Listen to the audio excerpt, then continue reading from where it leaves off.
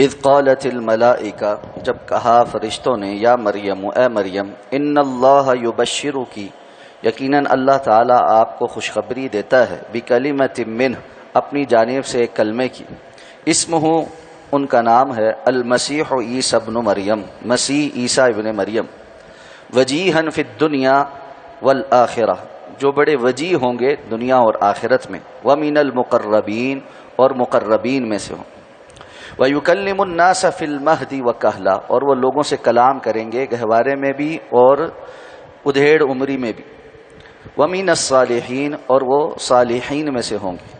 قالت، تو انہوں نے کہا، رب انا یکون لی ولد، اے میرے رب کیوں کر ہوگا میرے ہاں کوئی لڑکا، ولم یمسسنی بشر، جبکہ مجھے کسی بشر نے چھوا بھی نہیں۔ قال کذالک اللہ یخلق ما یشاء، تو اس نے کہا کہ اسی طرح سے اللہ تعالی جسے چاہتا ہے پیدا فرماتا ہے۔ اذا قضى امرا، جب وہ کسی معاملے کا فیصلہ کر دیتا ہے، فانما یقول له، تو بے شک وہ اس کو کہتا ہے، کن، ہو جا، فیکون، تو پس وہ ہو جاتا ہے۔ وَيُعَلِّمُهُ الْكِتَابَ، اور وہ اس کو تعلیم دے گا کتاب کی، والحکمت، اور حکمت کی، والتوراۃ والانجیل، اور تورات اور انجیل کی۔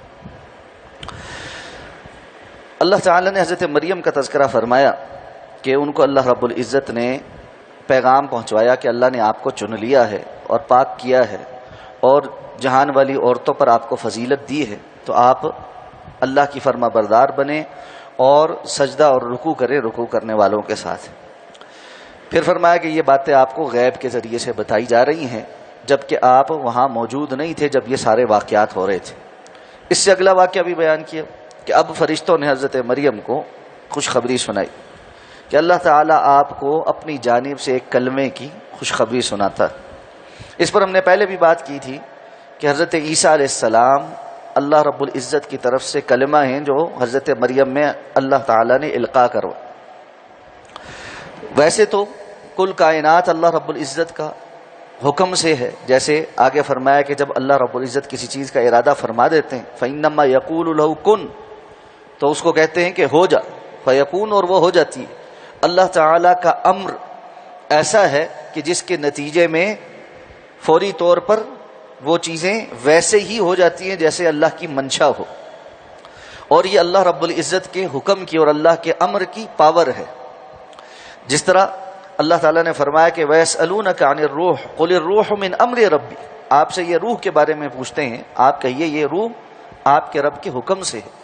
تو اللہ رب العزت کے حکم سے انسان کے گوشت پوشت کے اس ڈھانچے کے اندر اللہ کا جب حکم نافذ ہوتا ہے تو وہ زندہ ہو جاتا ہے، اور جب یہ اللہ تعالیٰ سلب کر لیتے ہیں تو باقی ساری چیزیں وہیں موجود ہوتی ہیں لیکن انسان فوت ہو جاتا ہے۔ تو یہ اللہ رب العزت کا حکم جو ہے یہ بہت بڑی چیز، اور اس لیے جب اللہ رب العزت کا تشریعی کوئی حکم آئے، شریعت کا جو حکم آئے کہ اللہ نے ایسا کرنے کا کہا ہے اور اللہ نے اس سے رکنے کا کہا ہے، تو اس کو انسان کو چھوٹا نہیں سمجھنا چاہیے کہ اللہ رب العزت کا جو حکم ہے وہ بہت عظیم الشان ہوتا، اور اس لیے اللہ نے دنیا کے اندر اپنے حکم کے مظاہر دکھائے ہیں تاکہ انسان اللہ رب العزت کی اس عظمت کو پہچان کر اس کی اطاعت اور فرما برداری کی جانب آئے۔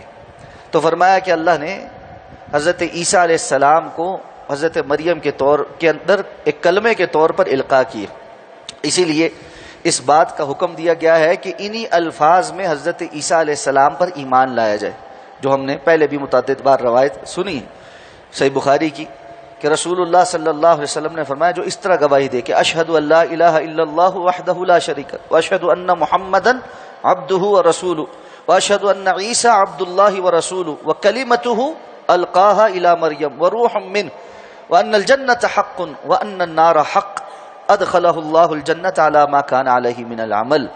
جو یہ ساری گواہیاں دے تو اللہ تعالیٰ اس کا عمل کیسا ہی کیوں نہ ہو اس کو جنت میں داخل کریں گے۔ یعنی یہ عقیدہ اللہ کے ہاں اتنا مقبول ہے کہ اللہ تعالیٰ کے ہاں جنت کے حصول کے لیے اس بات کی گواہی کافی ہے۔ تو اور یہ بڑی اہم گواہی ہے، اور نجران کا جو عیسائی وفد ہے ان کے سامنے اس بات کو واضح کیا جا رہا ہے کہ حضرت عیسیٰ علیہ السلام اللہ کی طرف سے القاء کیے جانے والے کلمہ ہیں، وہ اللہ رب العزت کی اولاد نہیں ہیں، اور اللہ رب العزت کو اولاد کی ضرورت نہیں. تو فرمایا کہ ان کا نام کیا ہوگا؟ مسیح عیسیٰ ابن مریم. پہلے بھی بات ہوا کہ مسیح کا جو لفظ ہے یہ دو جو ہے نا عربی زبان سے دو معنوں میں استعمال ہو سکتا ہے. جمہور علماء یہ کہتے ہیں کہ عربی میں ہم کہتے ہیں مسحا، کسی چیز کو ٹچ کرنا، تو اس سے مسیح ہے، یعنی جو ہاتھ پھیرنے والا. کہ آگے ذکر آئے گا کہ حضرت عیسیٰ علیہ السلام، اگلی جو آیت ابھی ہم نے نہیں پڑھی اس میں یہ ذکر ہے کہ وہ مختلف مریضوں کو ایسے اللہ کا حکم سے ہاتھ پھیرتے تھے اور وہ صحت مند ہو جاتے تھے. تو اس بنیاد پر ان کو مسیح کہا گیا. اور بعض علماء نے کہا ہے کہ مساحت، جس طرح ہم اردو میں لفظ استعمال کرتے ہیں نا مسافت کے معنی میں، ایسا شخص جو بہت زیادہ سفر کرنے والا ہو.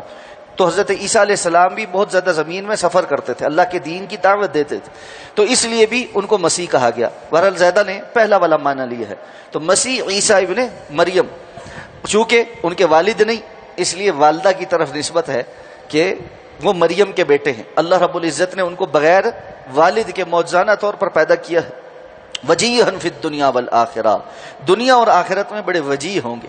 وجاہت جو ہے اصل میں یہ لفظ وجہ سے نکلا کہ جی وجہ کہتے ہیں چہرے کو. کسی بندے کا خوبصورت چہرہ اس کے پورے جسم میں اس کی پرسنالٹی کو جو ہے نا ڈسکرائب کرتا ہے، یا اس کا ایک دم سے جو تاثر ہوتا ہے اس کے چہرے سے لوگوں کے اوپر پڑتا ہے. وہیں سے لفظ وجیح بن گیا کہ ایک بندے کی پرسنالٹی جو ہے اس کا چہرے کی جو وجاہت ہے، اس کی خوبصورتی. تو یہ ظاہری خوبصورتی بھی مراد ہے اور اس سے باطنی بھی مراد، کہ ایک بندے کی جو وجاہت ہوتی ہے اللہ رب العزت کے ہاں صرف چہرے سے نہیں، وہ ایمان کے ساتھ ہے. تو حضرت عیسیٰ علیہ السلام کو اللہ رب العزت نے دنیا اور آخرت کے اندر وجیح بنایا. اور وہ من المقربین، اور وہ اللہ کے مقرب بندوں میں سے. معلوم ہے اللہ نے جتنے بھی لوگ پیدا کیے ہیں ان کی 3 قسمیں بیان ہوئی، اور سورہ واقعہ کے اندر اذا وقعت الواقعہ لیس لوقعتها خافضہ آگے چل کے بیان کیا 3 قسم.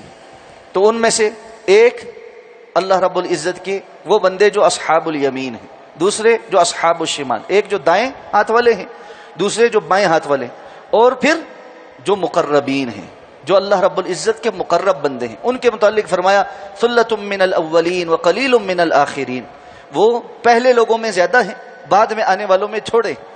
تو اللہ رب العزت کا مقرب بندہ ہونا، یہ وہ لوگ ہیں جن کو اللہ تعالی نے جنت الفردوس عطا فرمانے، جن کو اللہ رب العزت نے اعلیٰ ترین درجے عطا فرمانے، اور جو اللہ رب العزت کا قرب رکھتے ہیں. تو یہ بہت بڑا مقام ہے. تو حضرت عیسیٰ علیہ السلام کو اللہ نے فرمایا وہ مقربین میں سے ہیں. اور وَيُكَلِّمُ النَّاسَ فِي الْمَهْدِ وَكَهْلًا وَمِنَ الصَّالِحِينَ، ابھی حضرت عیسیٰ پیدا نہیں ہوئے لیکن اللہ نے ان کے مقرب ہونے کی خوشخبری سنا دی.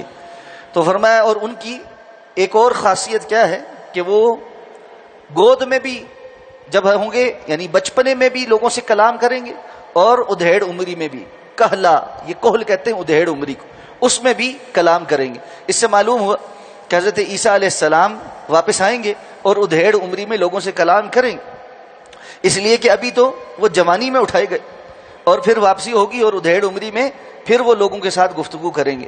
اور فرمایا وَمِنَ الصَّالِحِينَ، وہ صالحین میں سے ہوں گے. تو مقربین اور صالحین یہ دونوں ان کی صفات میں سے ہیں. اور اس سے یہ بھی پتہ چلا کہ صالحین یہ مقربین کی ہی ایک صفت ہے کہ وہ صالح ہوتے ہیں. اور حضرت یوسف علیہ السلام نے اور حضرت داؤد علیہ السلام نے اپنی دعاؤں میں یہ دعا مانگی ہے وَجْعَلْنِي مِنَ الصَّالِحِينَ، اے اللہ ہمارا زمرہ صالحین میں کر دینا. تو اللہ تعالیٰ سے یہ طلب کرنا چاہیے کہ اللہ ہمیں اپنے مقرب اور صالحین بندوں میں کر دے. اب حضرت مریم کا بھی تعجب ذکر ہوا، جس طرح حضرت زکریا کا تعجب ذکر ہوا تھا. حضرت زکریا نے تو اسباب کو جو ہے نا ان کی طرف اشارہ کیا تھا کہ وہ اب ختم ہو چکے ہیں. حضرت مریم نے اس سے زیادہ تعجب کیا کہ میرے پاس تو سبب ہی کوئی نہیں. انا یکون لی ولد ولم یمسسنی بشر، میرے پاس اولاد کیسے ہوگی جبکہ مجھے تو کسی بندے نے چھوا نہیں. اور یہ خبر ان تک حضرت جبریل نے پہنچائی تھی، اور جیسے قرآن صراحت کرتا ہے کہ وہ انسانی شکل میں ان کے پاس آئی تھی، اس لیے انہوں نے سب سے پہلے خوف محسوس کیا. تو حضرت جبریل نے ان کو بتایا کہ آپ کو خوفزدہ ہونے کی ضرورت نہیں ہے، اور میں اللہ کا فرشتہ ہوں اور یہ بات آپ کو بتلانے کے لیے آیا ہوں. اب وہ آگے سے کہنے لگی کہ مجھے تو کسی بندے نے چھوا نہیں ہے، اور اللہ کا قانون تو دنیا کے اندر یہی ہے کہ آگے نسل چلنے کے لیے نکاح ہوتا ہے اور اس کے بعد نسل آگے بڑھتی ہے. تو فرمایا کذالک اللہ یخلق ما یشاء، اسی طرح اللہ رب العزت جسے چاہے پیدا کر دے، جسے چاہے پیدا کر دے. اب دونوں لفظوں کی تعبیر میں دیکھیں فرق. پہلے حضرت زکریا نے جب ایسا تعجب کا اظہار کیا تھا نا تو اللہ رب العزت نے فرمایا کہ کذالک اللہ یفعل ما یشاء، جیسے اللہ چاہتا ہے ویسے کر دیتا ہے. اور یہاں فرمایا یخلق ما یشاء، جسے پیدا کرنا چاہتا ہے جسے چاہے ایسے پیدا کر دے. وہاں پر فعل ہے کیونکہ اسباب باقی اس کی ترتیب پوری موجود ہے، لیکن ان میں تاثیر صرف اللہ کی طرف سے ظاہر ہونی، جو پہلے نہیں ظاہر ہوئی اب ظاہر ہو جائے. یہاں پر وہ سبب ہی کوئی نہیں، یہاں پر بغیر کسی سبب کے اللہ رب العزت وہ چیز عطا فرما. تو فرمایا اللہ جسے چاہے پیدا فرما دے. اللہ رب العزت کے ہاں اسباب کی قید نہیں ہے، اسباب کی اس قید کو، اس قانون کو بنانے والی ذات بھی اللہ کی ہے. 2 اور 2 4 ہوگا، یہ قانون بھی اللہ کی طرف سے ہے. اگر اللہ رب العزت چاہیں تو کسی وقت 2 اور 2 کو 5 کر دیں اور کم کر دیں، یہ اللہ رب العزت کا قانون ہے. تو اللہ رب العزت بغیر کسی چیز کے عدم سے وجود میں لانے والے ہیں. تو اس لیے فرمایا اذا قضى امرا فانما يقول له كن فيكون، جب کسی بات کا فیصلہ اللہ کی طرف سے ہو جائے تو اتنا ہی اللہ کی طرف سے کافی ہو جاتا ہے کہ وہ فیصلہ دے صادر فرما دے کہ ہو جا، اور وہ چیز ہو جاتی ہے. اور فرمایا وہ ایسے ہوں گے یعلمہ الکتاب والحکمت والتوراۃ والانجیل، ان کو اللہ رب العزت کتاب اور حکمت اور تورات اور انجیل کی تعلیم دے گا. کتاب کیا ہے؟ چونکہ تورات اور انجیل کا تو تذکرہ آ گیا ہے، یہاں سے بہت سارے مفسرین نے یہ ذکر کیا ہے کہ کتاب سے یہاں مراد کتابت ہے، لکھنے کی اللہ رب العزت نے ان کو پہلے سے تعلیم دے دی. اس لیے مفسرین کے بہت سارے اس میں اقوال ہیں کہ حضرت عیسیٰ علیہ السلام کو کتابیں پہلے سے آتی تھی، پڑھے ہوئے تھے، اور لکھت بھی آتی تھی، ان کو کسی سے پڑھنا نہیں پڑا. جس طرح گفتگو کرنا لوگوں سے تجربے سے انہوں نے نہیں سیکھا، بلکہ ماں کی گود میں ہی گفتگو کرنی شروع کر دی. اسی طرح اللہ رب العزت نے ان کو کتابت بھی اور حکمت بھی اور تورات اور انجیل کا علم سارا عطا فرمایا. اور پھر اگلی آیت میں ذکر ہے کہ ان کو رسول اور بنا کر بھیجا اور مزید معجزات بھی عطا فرمائے. وہ کیا ہیں ان پر انشاءاللہ کل بات کریں گے. سبحانک اللہم و بحمدک، نشہد ان لا الہ الا انت، نستغفرک و نتوب.